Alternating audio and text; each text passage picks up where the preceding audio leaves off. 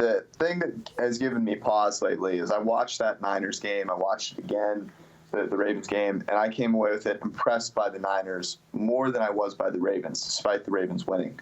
Now, I have then become super tilted by that because I've talked to 5 different people that have had the same takeaway.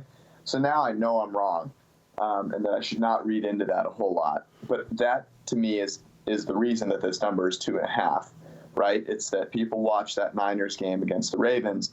The Ravens have just been blowing teams out, and the Niners are 4th and 1 away, actually 2 4th and 1s away, right? The one they did not get and the one that the Ravens did get from winning that game. And were more impressive on offense, right? Their EPA per play on offense was better than the Ravens in that game. Yeah. The turnover that they had, the fumble Garoppolo had, was like a bigger loss for them than the turnover that Lamar Jackson had. So that, to me, it means that there's a little bit of extra love for the Niners. Meanwhile, the Saints could have lost to the Falcons because of, Younghoe Koo's amazing onside kick. And Drew Brees is just not throwing the ball downfield.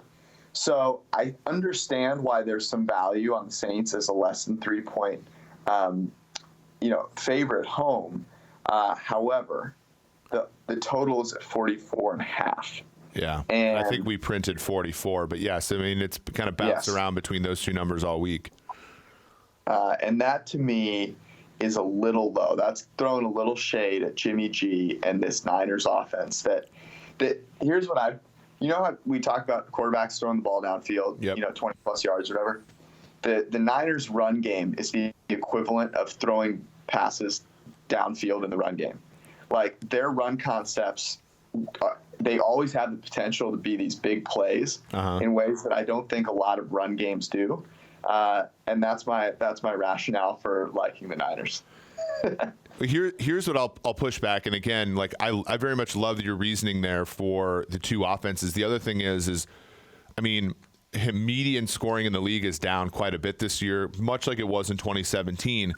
But if you look at games where at least one of the quarterbacks has basically the grade that Drew Brees has in our system, it's not as discernible. And so I think that this is depressed, I think, in a very defense matters way. And of course we are, I would say hesitatingly on the defense doesn't matter train.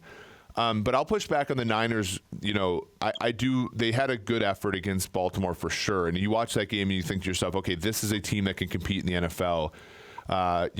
But the Niners scored their first touchdown of the game on a 4th and short on a deep pass to Deebo Samuel, where Marcus Peters was, I don't know what, he was watching the Bengals game while I was watching the Ravens game, right? So there was that and then of course that drive was precipitated by Lamar Jackson's first fumble of the year. And so there are different ways that game plays out. And I agree that if we're going to play the whole, okay, the Niners didn't convert on these 2 4th downs, we also have to talk about the ones that they did convert. And I think that the 7 points they got from the one conversion more than outweighs the maybe 3 points that they could have got from the other 2. So that would be my only pushback and why I do like the Saints here. But I think the over is the better play. Yeah, I went back and forth on that because this is attacking Marcus Peters, in that situation I love.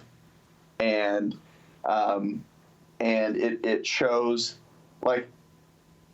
if they just run a run play to pick up the first down, they still have a pretty good shot scoring a touchdown.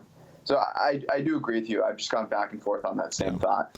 But yeah, I would rather consider putting money down for charity on the over, which means everyone out there listening, all 5 of you should probably take the Saints against the spread. Well, and that was the thing is last week, I went back and, last week, the only 2 picks that we got wrong the entire week were the 2 that we printed up on Sunday.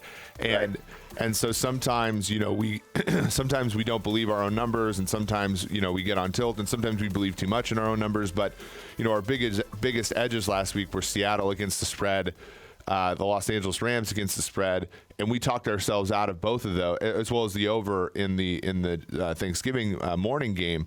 So there is a big edge on the Saints here, and I think that there are other people that also believe the same thing.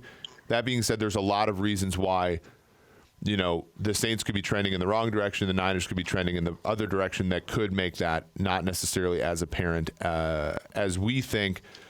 The biggest one of which would be the fact that Drew Brees has fewer than 2% of his passes being big-time throws. Both of these guys are very low ADOT guys. The New Orleans Saints do not compensate by being all that explosive in the run game. They're efficient in the run game relative to other teams, but not explosive. Yeah, I'm with you.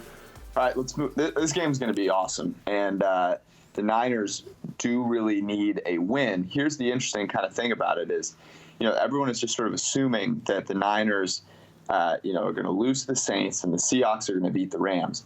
And the Seahawks-Rams game, which we'll talk about in a little bit, I think is an interesting one. So I'm excited to talk about that in conjunction with what the Niners are going to potentially do in New Orleans.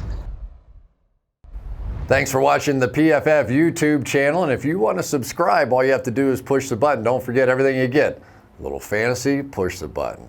A little green line for the gambling aspects of the game, push the button. College football, push the button. The YouTube channel from PFF.